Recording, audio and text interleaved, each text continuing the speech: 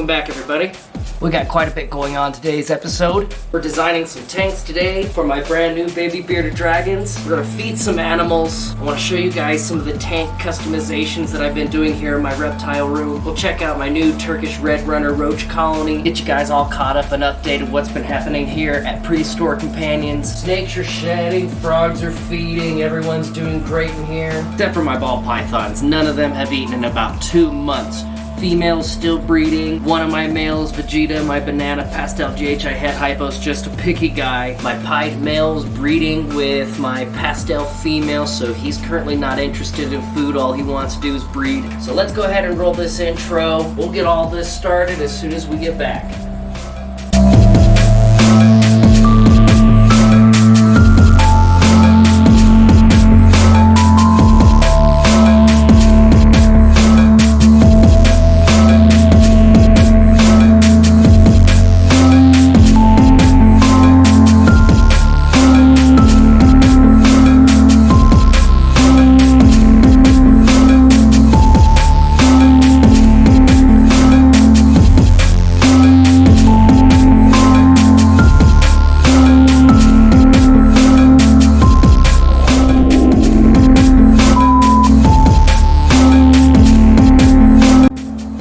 Just as I have done in my boa tank build for these 2 tanks, I'm going to use the same wood that I found just somewhere out here in the desert. This is mesquite. I gotta process it. I cut some interesting looking branches that I thought would look nice and would use up the space inside the tank quite nicely, give them places to climb around and jump on.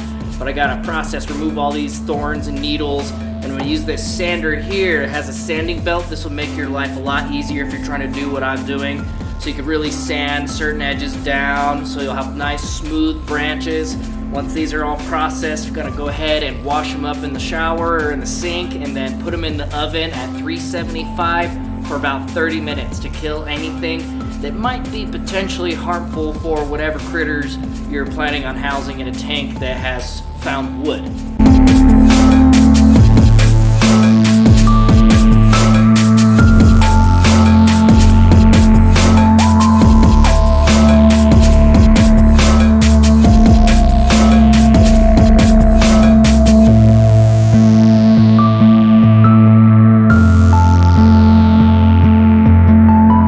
While we're getting this wood treated, it's getting heat treated now in the oven. I'm gonna go ahead and lay down this laminate tile. I really like this stuff.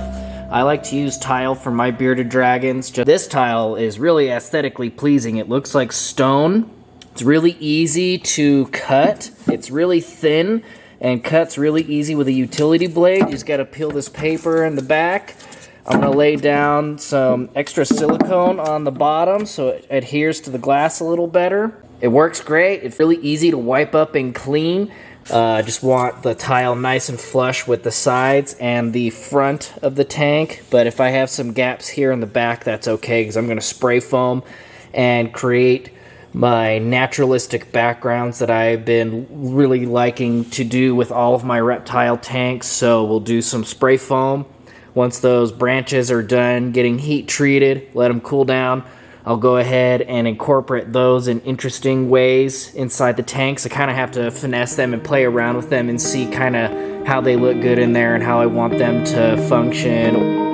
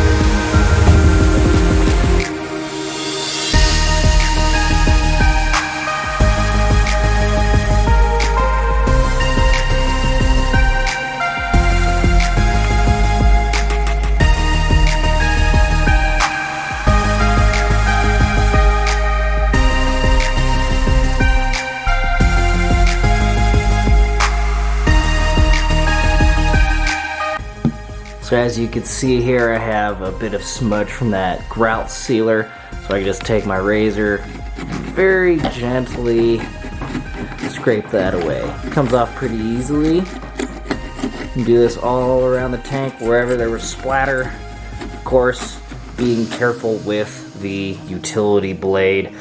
Probably should be wearing gloves doing this, but just be super careful. This is incredibly sharp, but it definitely does the trick. It doesn't scratch the glass, and it's scraping away nice and clean all the splatter, eco-friendly grout sealer and other grout splatters. This process is a little tricky now that I got all these branches and things in here, so I have to maneuver myself in sometimes kind of awkward positions and try to be extra careful with this blade. But the important thing is to just take your time. Kind of satisfying process scraping away this grout sealer, so just take your time and enjoy the process.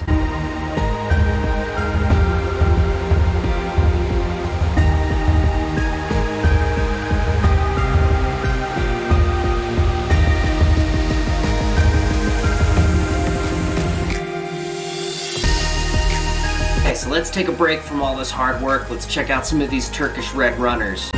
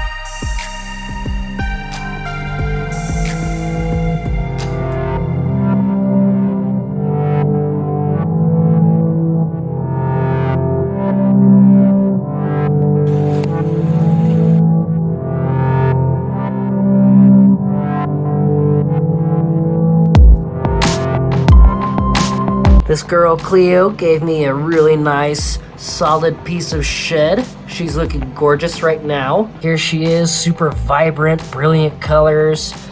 So she's looking pretty thick. We'll see. She's probably got one more shed cycle to conduct, and then followed, hopefully we'll have a really nice clutch of eggs. Danger Noodle here, shed out as well. He's got a nice solid piece of shed back here. So let's unravel this thing, see what it entails.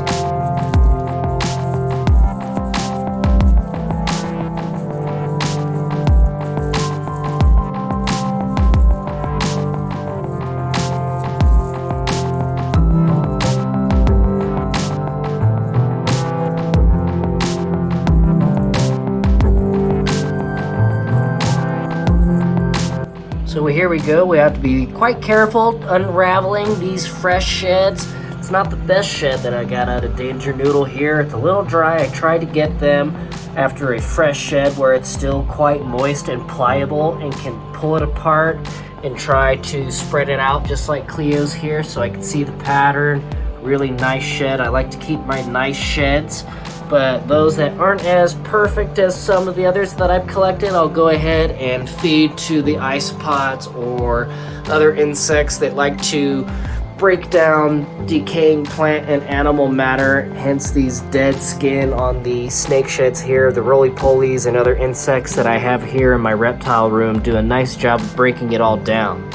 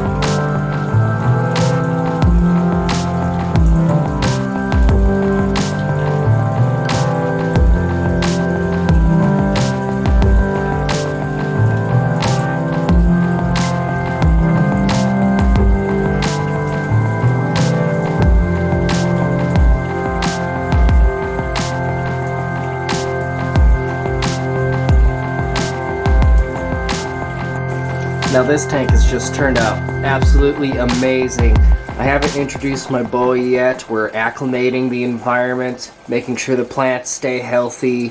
The isopods and springtails are adjusting. Got the water feature going, got it all filled up. Pump is working good, plants are doing good. Got a nice fogger here, so this will help control the humidity in here, and periodically have it on a timer about once every hour for 15 minutes it'll come on. I siliconed the top screen here and left some space for the heat lamp and the fogger. Hopefully this will help with humidity retention some. I may need to do it to this side now. This is a leopard gecko tank that I designed probably almost about a year ago now. Leopard gecko is doing good. Kind of see her head starting poking out here. She's coming to say hello. Hi there. Hi, Nova. So this is a banded raptor leopard gecko. She's almost 2 years old. She's hiding in one of her various hides there. She's got a cave up there. Moist hide here with substrate, some coconut fiber. And she's got her hot hide in here. There's a heat pad under there, keep her about 90 degrees, nice and toasty. Philo is basking in the sun. This is my oldest reptile. I've had Philo here. He's a male Central Australian bearded dragon. He's 11 years old. I customized his tank some time ago. Gave him a nice basking feature here and a cave that I usually fill with organic children's play sand, so he has an option to explore. He can be on hard gravel, he could be on tile, he could be digging in his substrate. I like to give my reptiles multi-substrate options. Well, that's a wrap for today's episode. Hope you guys enjoyed it. Hope you guys liked some of the time-lapse footage, some of the feeding footage, and hopefully some of the information that I shared with you in today's video. Hopefully you guys will find interesting if you're trying to conduct your own reptile custom tank designing. My name's Dylan Schultz. You're watching Prehistoric Companions. Thank you guys so much for tuning in and choosing to hit the subscribe button and support the channel. If you haven't already and you're new to the channel, please do me a favor, hit that subscription button down below. I try to post videos once a week, once every 2 weeks. 5th grade science teacher by day and reptile caregiver by night. I'm also an artist, so occasionally I like to post art kind of videos, drawing and sculpture tutorials. So if you're really into science, reptiles, and art, do me a favor, hit the subscription button. You guys have an amazing and safe week, and I'll see you guys in the next one, alright? Peace.